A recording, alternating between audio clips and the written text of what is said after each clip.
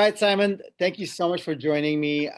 One of the reasons I really wanted you on board is because you have been extremely generous with your time and knowledge.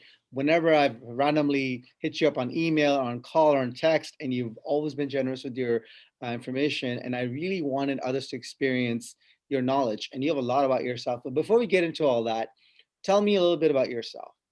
Yeah, perfect. And Sanjay, thanks for having me on board. It's always good to catch up and chat and talk about our respective practice areas and catch up on the personal stuff as well and what's going on with our lives during these interesting times. So hi everyone, my name's Simon Khinda. I'm a partner at Bridge Law LLP. I run our firm's cross-border practice, so our international transactional practice, as well as our corporate practice. Really advising clients on anywhere from startup to the life cycle of their business. But about me personally, as you can tell from the accent, I'm born and raised in the UK. I've been practicing now for almost 16 years, wow, of which about half that time has been outside the US.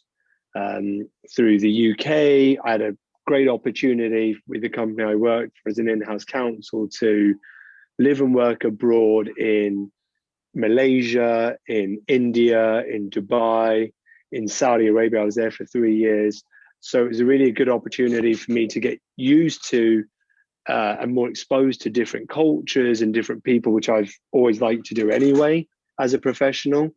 And also just on a personal level, it's been a great foodie experience for me. I'm big into food and as a chef as well. So yeah, did that, and then now I'm here in the US, New York and California license, and really kind of hyper focused on the corporate and cross-border practice. So I'm curious because I didn't know you had moved. I knew about London, I knew about Dubai, but so why did you move around so much? Was it because you're working, or just your interest, or? Yeah, so it was. I really jumped on the opportunity. So I was working in-house for a rapidly growing real estate investment and development firm.